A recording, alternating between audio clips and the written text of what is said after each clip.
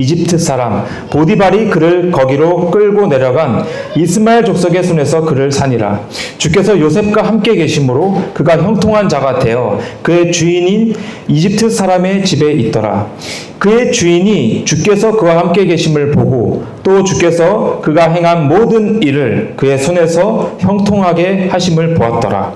요셉이 그 눈앞에서 은혜를 입어 그를 섬김에 그가 그를 자기 집을 감독하는 자로 삼고 자기의 모든 소유를 그의 손에 맡기니 그가 그를 자기 집과 자기의 모든 소유를 감독하는 자로 삼은 뒤부터 주께서 요셉으로 인하여 그 이집트 사람의 집에 복을 내리셨으므로 주의 복이 그의 집과 들에 있던 그의 모든 소유에 임하니라.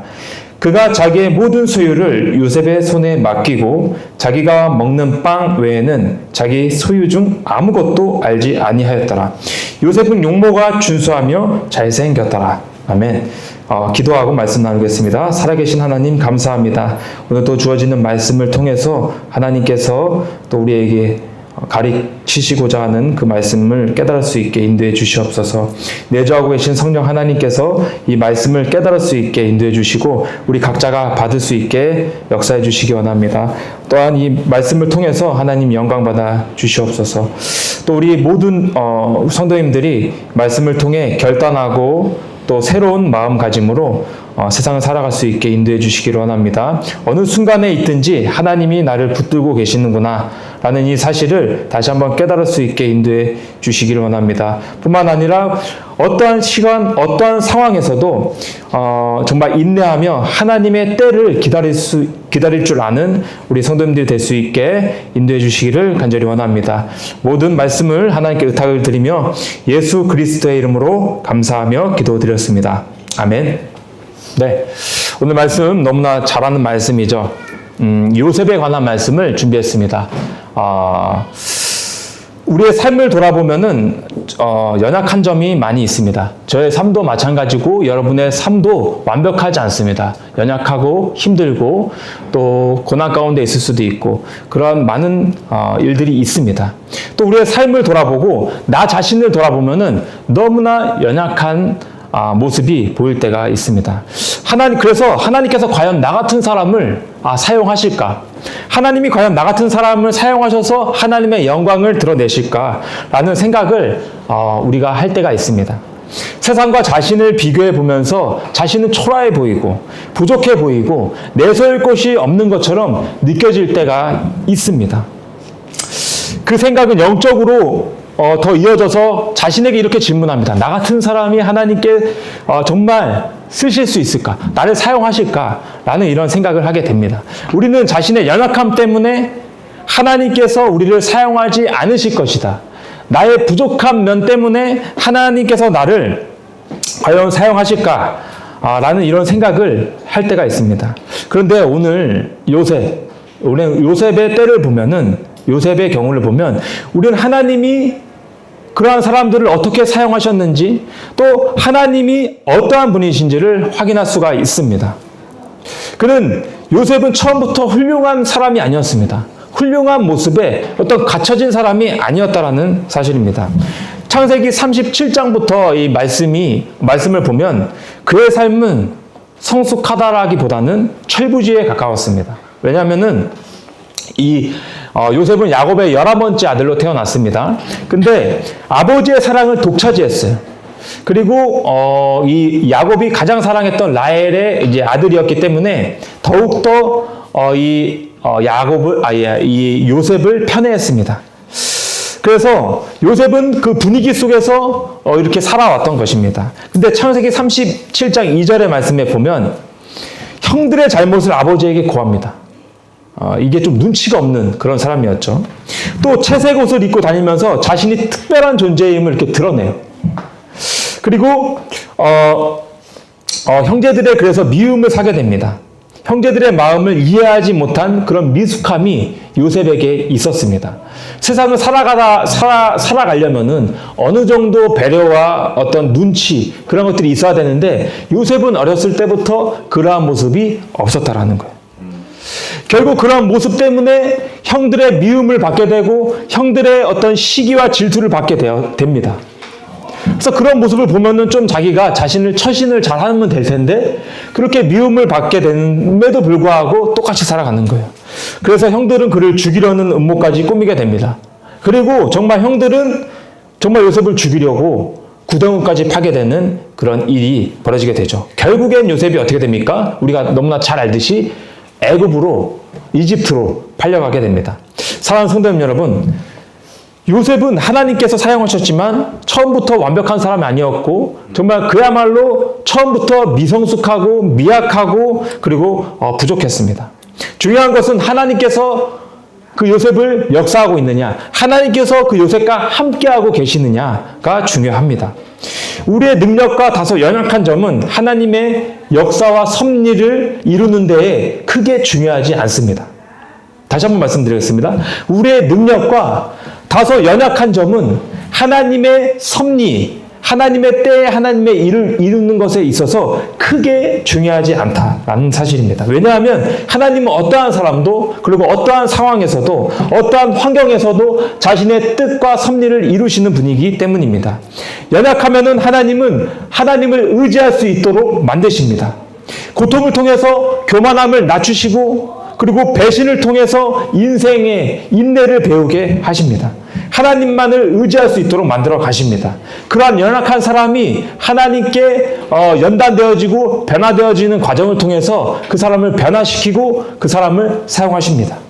하나님은 완성된 사람을 쓰시는 것이 아니라 빚어 가시면서 하나님의 뜻을 이루어 가십니다. 여러분, 우리도 마찬가지입니다. 나 같은 사람이 무슨 일하고 생각할지 모르지만 오히려 그 연약함을 통해서 우리 하나님은 우리를 다듬으시고 또 고난을 통해서 인내를 배우게 하시고 믿음을 자라나게 하십니다. 마침내 하나님의 섭리와 하나님의 뜻을 이루는 도구로 사용하십니다.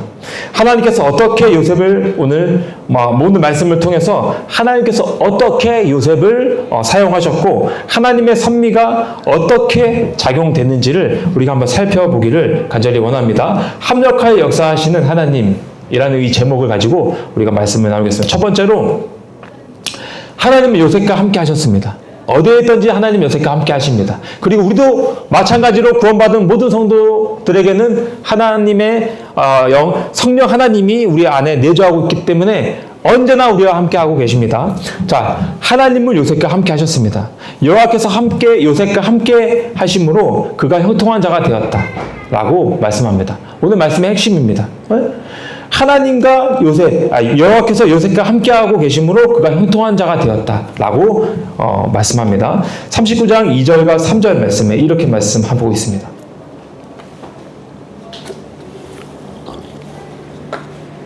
주께서 요셉과 함께 계심으로 그가 형통한 자가 되어 그의 주인인 이집트 사람의 집에 있더라.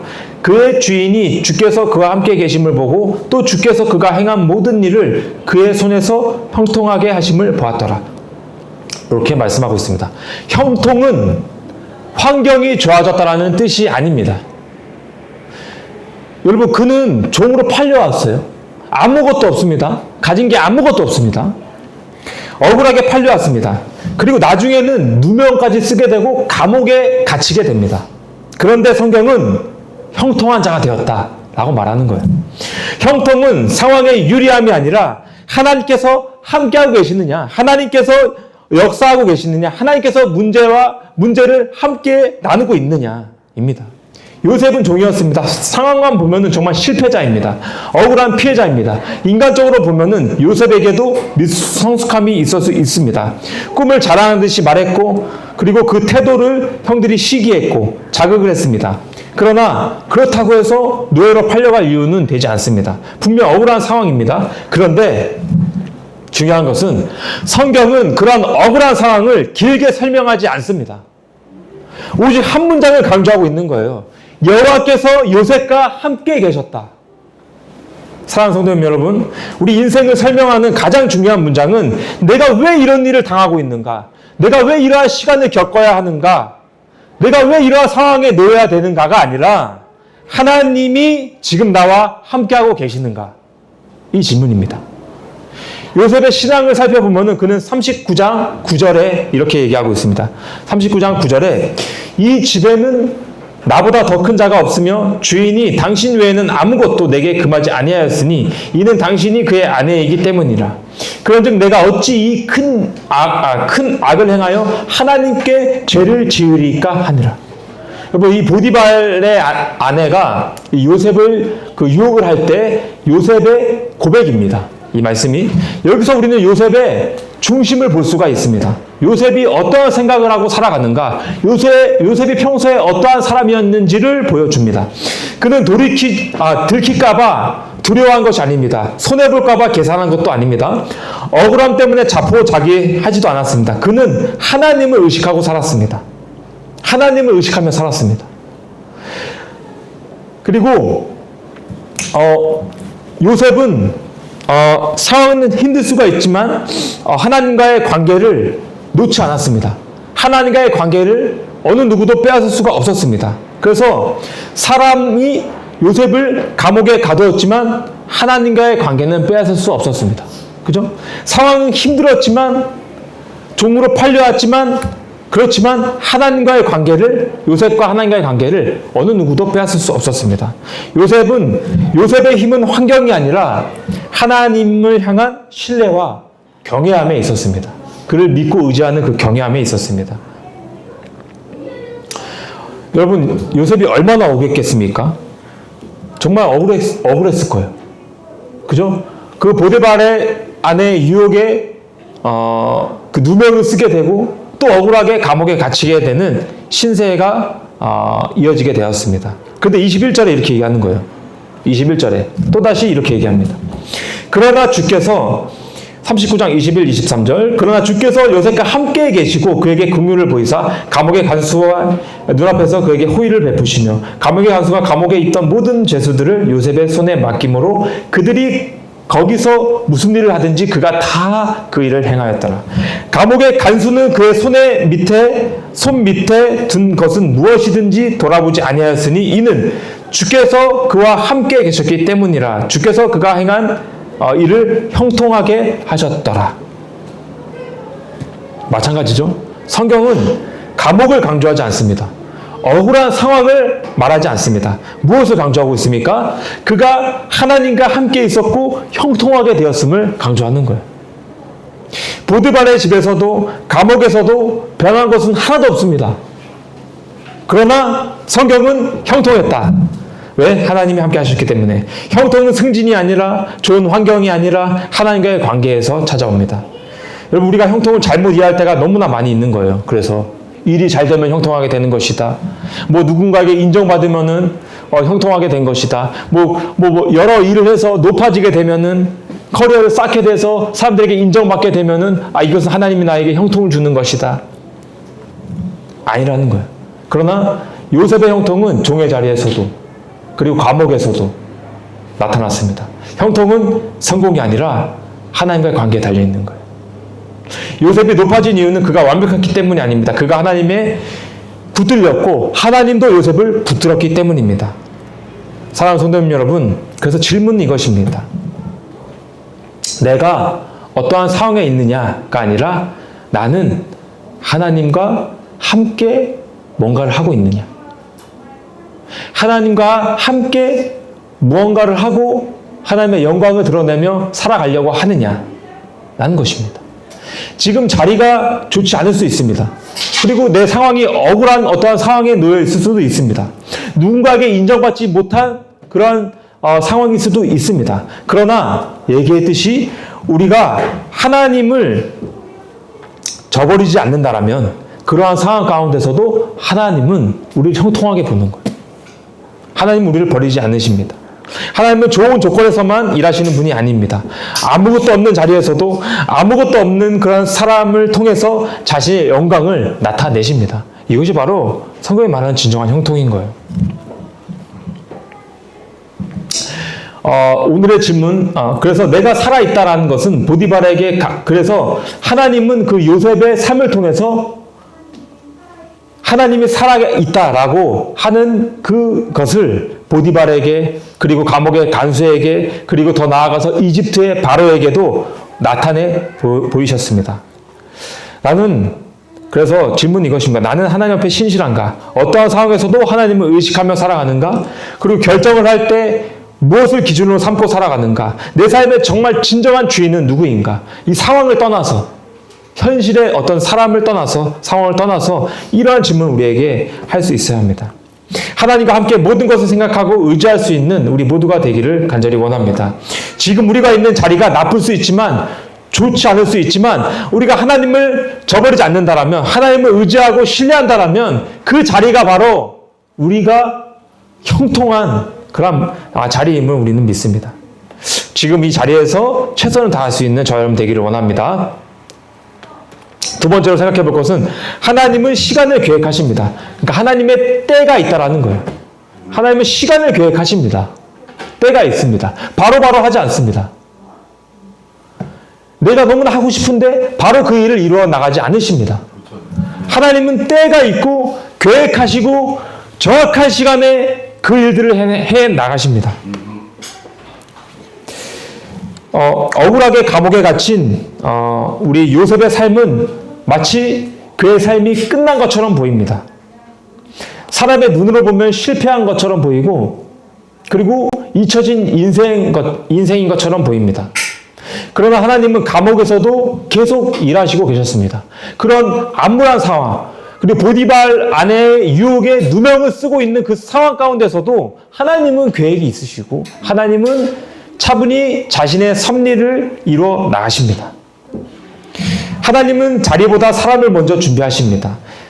그 감옥에 갇혔을 때 왕의 잠 맡은 자와 빵 굽는 자가 감옥에 들어오게 됩니다. 우연이 아니에요. 하나님이 이렇게 그런 시간들을 아시고 요셉을 통해 역사하십니다. 그들이 꿈을 꾸고 근심할 때 요셉이 말합니다. 해석은 하나님께 속한 것이 아니니까. 이렇게 말하는 거예요. 해석은 하나님께 속했습니다. 그러면서 그 빵 굽는 자와 그리고 잠 맡은 자의 꿈을 그 감옥에서 해몽해 줍니다. 해석해 줍니다.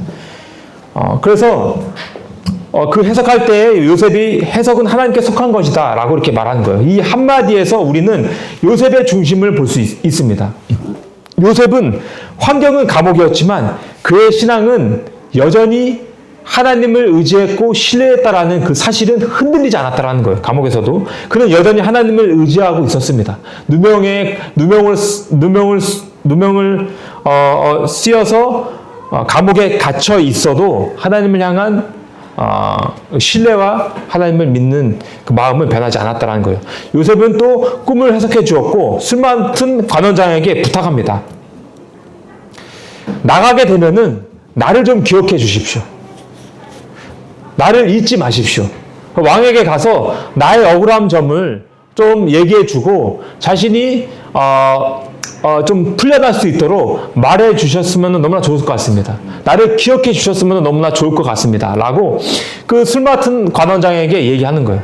그런데 그가 어떻게 하죠? 술 맡은 관원장이 꿈을 해석해 줘서 나갔는데 요셉을 기억하지 않았어요.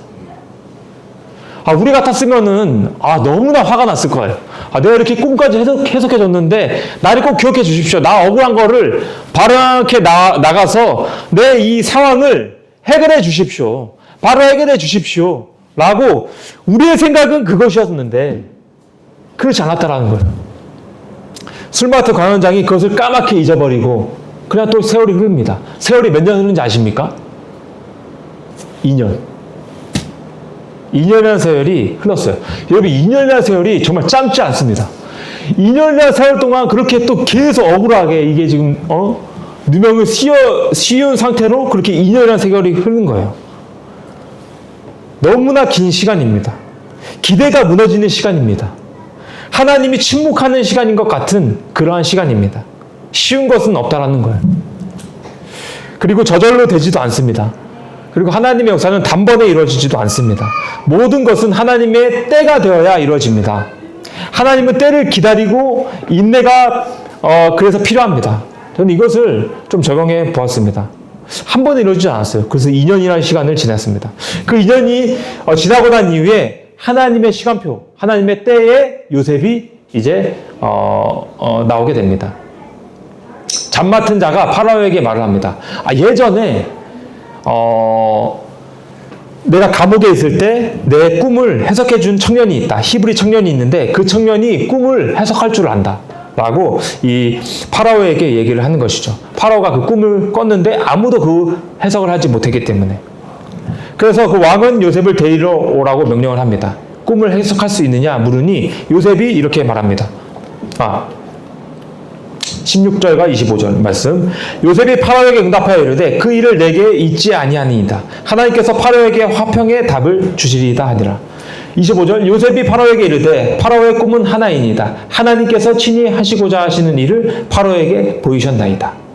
그 꿈을 해석하는 일은 내게 있는 것이 아니라 하나님께 속해 있습니다.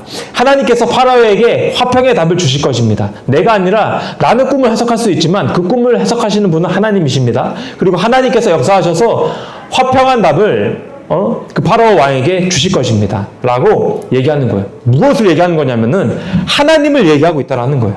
하나님이 친히 하시고자 하는 일을 보이셨습니다. 모든 능력은 하나님께 있고 하나님께서 역사하고 계심을 선포했다라는 거예요. 여러분, 이것은 쉬운 일이 아니에요. 왜냐하면 요셉은 감옥에 갇혀있고 너무나 억울한 상황이었는데 그 억울한 상황을 뛰어넘어서 왕에게 가서 하나님이 살아계십니다. 라고 선포한 거거든요.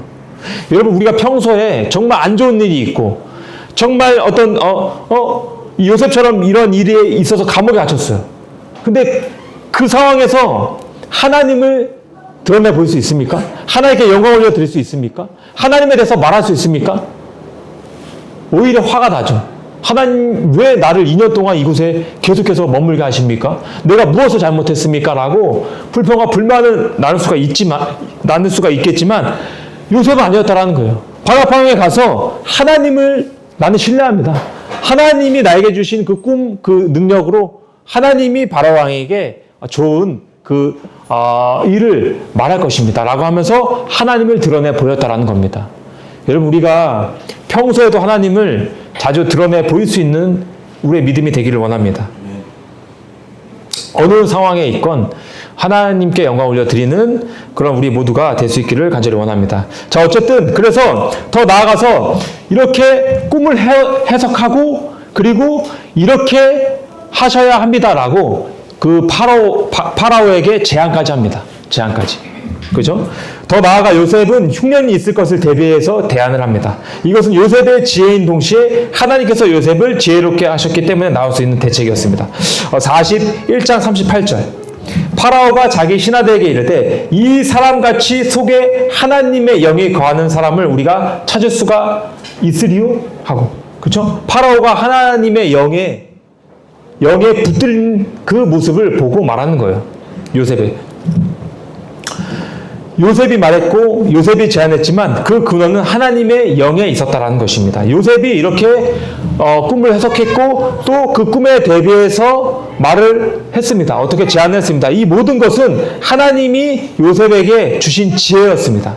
하나님께서 지혜를 주셨고 명철을 더해 주셔서 지혜롭게 요셉이 말할 수가 있었습니다. 하나님과 함께한 요셉에게는 하나님으로부터 오는 지혜가 그에게 있었다라는 거예요. 그런 연약한 상황 가운데서도 하나님이 주신 지혜가 있었다는 것이죠. 하나님을 의지하고 순종하며 살아가는 그 믿음으로 살아갈 때 우리는 하나님으로부터 오는 지혜를 얻을 수 있습니다. 지혜로는 하나님으로부터 오는 지혜를 통해서 지혜로운 말을 하게 되고 믿음으로 또 선택을 할 수 있게 되고 지혜로는 선택을 할 수 있게 되고 그리고 지혜로는 대책을 우리가 세울 수 있게 됩니다. 야고보서 1장 5절에 이렇게 말하고 있는 거예요. 너희 중에 어떠한 사람이 지혜가 부족하거든 모든 사람에게 너거리 주시고 꾸짖지 아니하시는 하나님께 구하라. 그리하면은 그것을 그에게 주시리라. 어떠한 상황 가운데서도 요셉의 말이 만약 하나님으로부터 오는 지혜라면은 그것이 진리이고 그것에 힘이 있습니다. 그러한 요셉이 그 하나님으로부터 오는 지혜를 통해서 바로 왕에게 얘기한 거예요. 제안한 겁니다. 그 말은 모든 사람을 놀라게 했습니다. 그리고 이렇게 말합니다. 너같이 지혜로운 자가 없다. 너는 내 집을 다스리라. 그래서 이 지혜로운 말을 통해서 지혜로운 대안과 대책을 통해서 파라오 왕이 어떻게 합니까? 요셉을 총리로 이제 만듭니다. 반지를 끼우고 아마투어 옷을 입고 금 사슬을 걸어줍니다. 이집트 온 땅을 세울 지휘자로 삼았습니다. 이방 나라의 왕이 요셉의 그 하나님과 함께 하시는 그 모습을 보면서 하나님이 주신 지혜의 그 모습을 보면서 하나님을 인정하는 그러한 모습입니다. 장면입니다. 요셉은 하나님을 드러내는 통로가 된 것이죠. 여러분, 요셉이 17세에 이게 이집트로 끌려오게 됩니다. 그리고 총리가 된 때 나이는 30세. 그러니까 13년이라는 긴 시간이었습니다. 그 긴 시간 동안 인내의 시간이었고, 그리고 요셉의 훈련의 시간이었습니다. 그리고 준비의 시간이었다라는 거예요. 하나님은 즉시 그 요셉을 높이시지 않으셨습니다. 먼저 빚어가셨고, 하나님의 때에 되었을 때에 요셉을 총리로 높이셨습니다. 종종 우리가 이렇게 묻습니다. 아니, 왜 이렇게 나는 오래 걸릴까? 왜 이 상황이 아직까지 그대로지? 언제쯤 이 상황이 끝날까? 왜 하나님은 계속 기도하는데 왜 내 응답을 해주시지 않고 왜 응답이 이렇게 더딜까? 라고 생각한다는 거예요, 우리가. 그러나 여러분 기억하십시오. 하나님의 일은 급하지 않습니다. 급히하지 않으십니다. 완벽하고 정확하게 해결해 주십니다.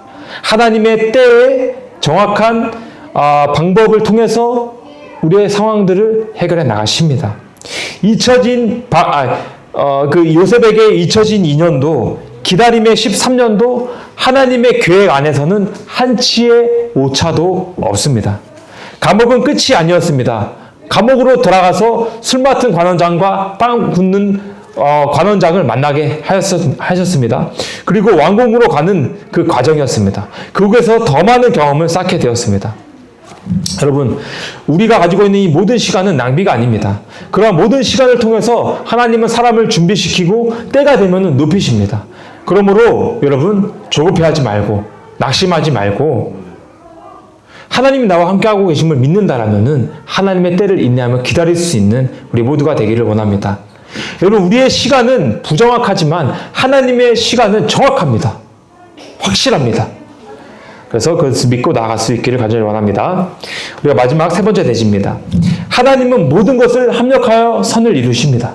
모든 것을 합력하여 선을 이루십니다.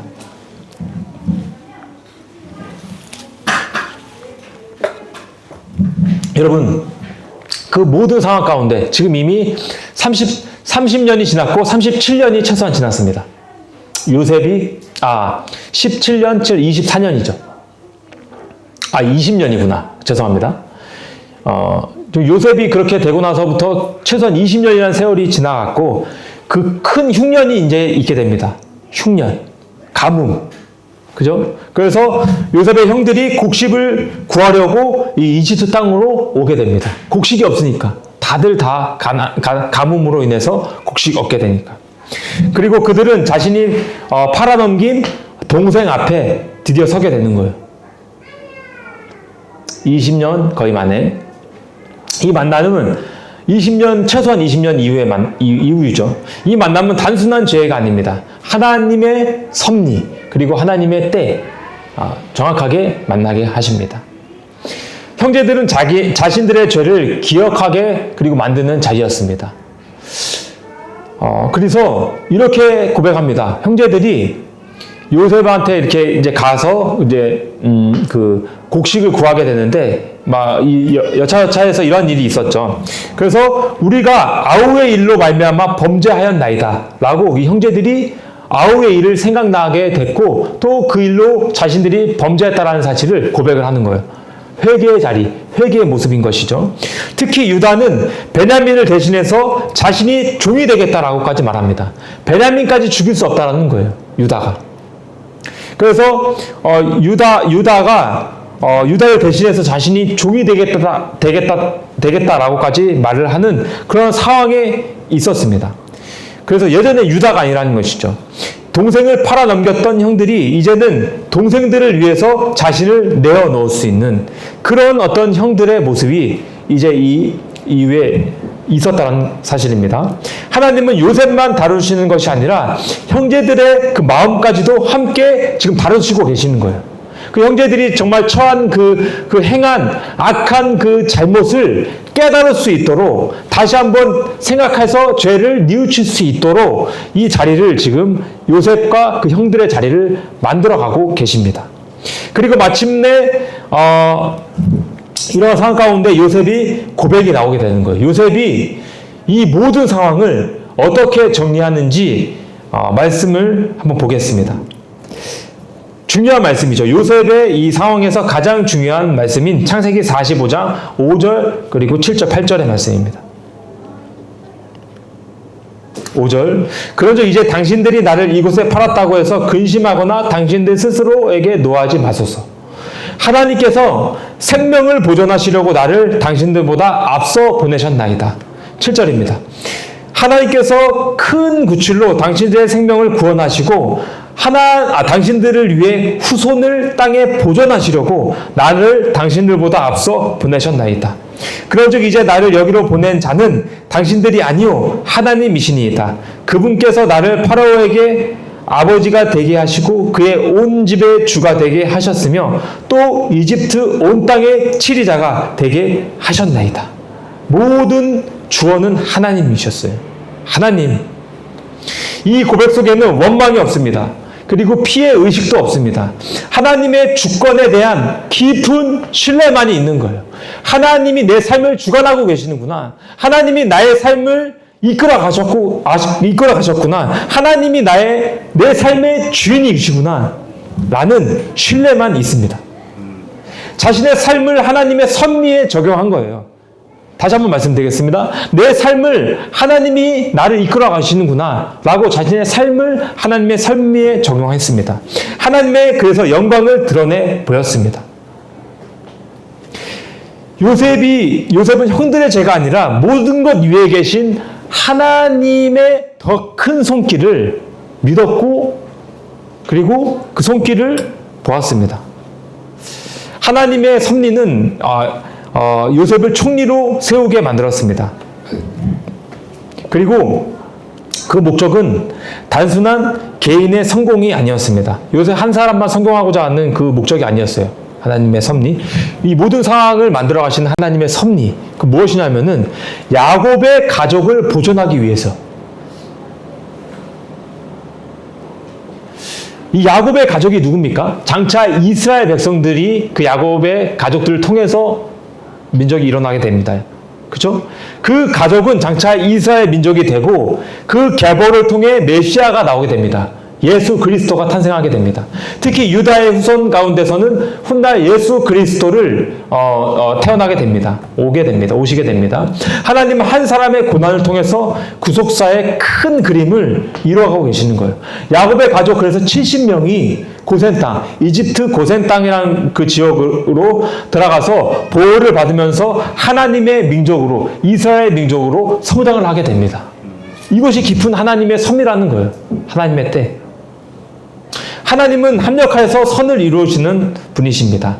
여기서 중요한 것은 이것입니다. 하나님께서 모든 것을 계획한 것은 아니지만, 모든 상황들을 다 계획한 것은 아니지만, 하나님은 어떠한 상황 가운데서도 역사하시며 나아가실 수 있는 분이시다. 악한 행위도 선으로 바꾸실 수 있고, 자신의 섭리대로 역사에 나가실 수 있다라는 사실입니다. 그래서 로마서 8장 28절은 이렇게 말합니다. 우리가 알거니와 하나님을 사랑하는 자 곧 그분의 목적에 따라 부르심을 받은 자들에게는 모든 것이 합력하여 선을 이루느니라. 고난도 그리고 나의 배신도 그리고 어떤 인연의 잊혀짐도 기다림도 하나님의 손에서는 결코 낭비가 아닙니다. 모든 것이 합력해서 선을 이루어 가셨습니다. 그래서 야곱의 그 식솔들이 만약에 광야에 있었다라면은 어떻게 될지 몰라요. 만약에 광야에서 그런 천막 생활을 했지 않겠습니까? 그러한 상황을 만약에 살아가게 되었다라면은 그렇게 되면은 어떤 다른 민족의 침략으로부터 보호를 받지 못했을 수도 있습니다. 야곱의 어떤 가족들이. 그런데 이 야곱의 그 70명의 가족들이 이집트 땅으로 오게 되므로 이집트의 막강한 권력 아래 놓이게 되므로 그 70명이라는 그 야곱의 사람들이 온전하게 보호되고 보존될 수가 있었습니다. 그래서 큰 민족을 이루게 되어진 것이죠. 이것이 바로 하나님의 깊은 큰 그림이고 뜻이었다 라는 사실을 기억하기를 원합니다. 합력해서 그래서 모든 것을 선을 이루신 하나님. 결론을 맺겠습니다. 사랑하는 성도님 여러분, 요셉의 인생을 보면은 처음부터 정말 악한 사람이 아니었습니다. 연약하고 부족했고 또 철부지였던 그런 사람이었습니다. 형들의 시기, 그리고 거짓말, 그리고 배신을 그 누명을 쓰는 그러한 모습이었습니다. 그러나 마지막에 가보면은 하나님의 그 깊은 계획 가운데 하나님의 섭리가 드러나 있습니다. 하나님의 뜻이 서 있습니다. 요셉은 결국 총리가 되었고, 형제들은 회개하게 되었고, 가족은 회복되었고, 민족은 보존되었습니다. 그죠? 하나님의 섭리대로. 사람들은 악을 행하지만, 하나님은 선으로 그것을 바꾸시며 이루어 가십니다. 여러분, 우리의 삶도 마찬가지입니다. 이해가 되지 않는 사건들이 있습니다. 그리고 나에게 왜 이런 어려움이 있을까? 그러나 여러분, 결론은 아직 나지 않았습니다. 하나님을 신뢰하는 자에게는 그 때에 하나님이 회복시켜 주십니다. 여러분, 잘 생각해 보세요. 모든 고난이 죽을 때까지 있습니까? 결코 그렇지 않습니다. 하나님의 방법과 그 하나님을 신뢰하는 그 마음이 있다라면은 결국에는 하나님의 시간에 하나님의 방법으로 회복이 되어집니다. 모든 것을 합력해서 선을 이루어 가시는 그 하나님을 믿고 낙심하지 마시기를 원합니다. 그리고 어느 누구도 원망하지 마십시오. 하나님의 섭리를 신뢰해서 하나님의 영광을 또 드러낼 수 있는 우리 모두가 될 수 있기를 간절히 소망합니다. 기도하겠습니다. 살아계신 하나님, 감사합니다. 요셉의 삶을 통해 우리가 우리의 삶을 되돌아보기를 간절히 원합니다.